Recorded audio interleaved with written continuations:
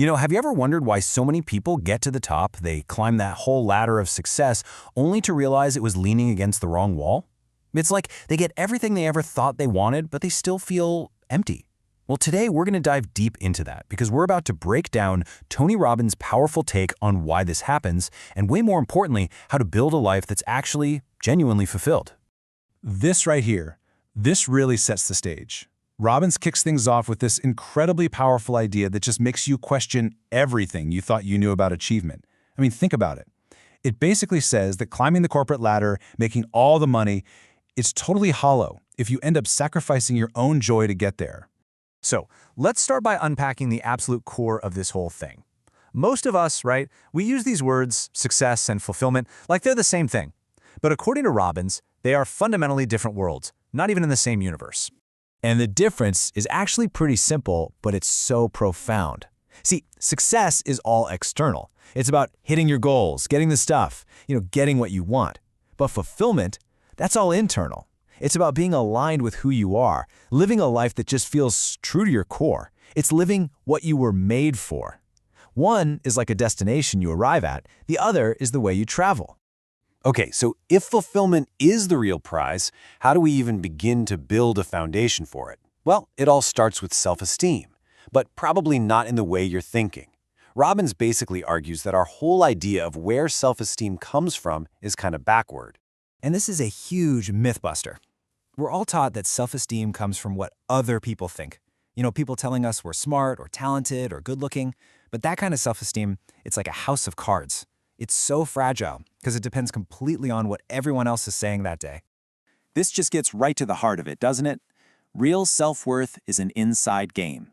It's about what you know is true about yourself, deep down in your bones. Praise from the outside can't build it, and criticism from the outside can't touch it if that foundation is solid. So, how do you actually build that solid foundation? Well, Robbins lays out this really clear two-step process. First, you have to do things that are really hard. You push yourself. You face challenges you didn't think you could handle. And second, you take that strength and you aim it at something bigger than yourself. You serve other people. It's that combo of challenge and contribution that forges real, unshakable self-esteem. Okay, so you're building that self-esteem. Now, what kind of fuel are you putting in your engine? This next idea is so critical because the type of motivation you use literally determines whether you're going to burn out or build a life that just gets better and better over time.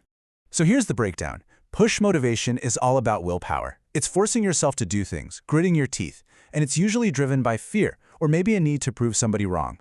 Pull motivation, though, is totally different. It's being drawn forward by a vision, by a purpose, by a real passion. One is a constant struggle, the other feels like a calling. Let's look a little closer at push motivation. That I'll show them energy, it can be super powerful for a little while, but it's like running on fumes. It's a finite resource. You can only grind and hustle on pure willpower for so long before you just hit a wall. It's just not sustainable. Now, let's contrast that with pull. This is what happens when you're connected to a mission that's bigger than you are. You're not pushing a giant boulder up a hill anymore. It's like you're being pulled forward by this magnificent obsession. And here's the craziest part. This doesn't drain your energy, it actually gives you energy. It makes the journey itself the reward. So, you've got your foundation, you've got the right engine, but where are you steering the car? See, even with the best motivation in the world, where you put your attention, moment to moment, is what will ultimately shape the quality of your entire life. This is a classic Tony Robbins principle, and it is so unbelievably true. Whatever you focus on, it expands. If your mental spotlight is always on what's wrong, on the problems, on the stress, guess what? That's where all your energy is going to go. Your entire emotional world is a direct result of where you put your focus.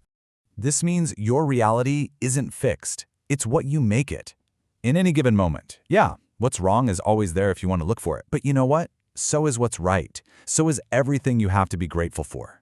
We are literally creating our experience of the world by what we consistently choose to notice. And this is the trap that so many successful people fall right into. They hit a goal, and for maybe a split second, they feel happy. But then their focus immediately snaps to the next thing, the next mountain, the next thing that's missing. They end up spending like 80% of their mental energy on the gap, and only 20% if that, appreciating everything they've already got. It's a really simple question, but man, is it profound. I mean, just think about it. If you are always focused on what you don't have yet, how can you ever feel fulfilled? The answer is you can't. It's actually impossible. That pattern of focus guarantees you stay on that hamster wheel, just constantly chasing a feeling that's always out of reach.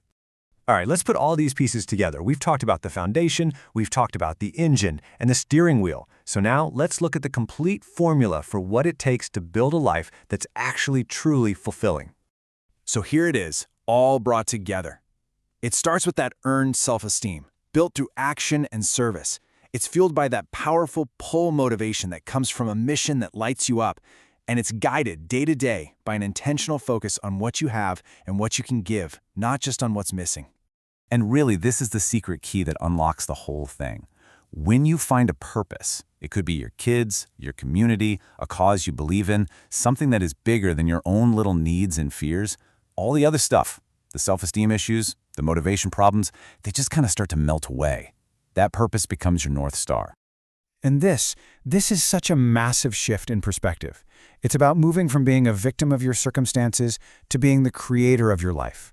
Challenges aren't happening to you anymore. They're happening for you. They're happening to shape you, to forge you into the person you're meant to become. And that really is the final takeaway here. Robbins talks a lot about the hero's journey, where we get a call to adventure that forces us to grow. So the real question to leave you with isn't just about what you want to achieve. It's bigger. It's about what journey your life is calling you to take, what challenges you're meant to face, and what kind of hero you are truly meant to become. That right there is the path to fulfillment.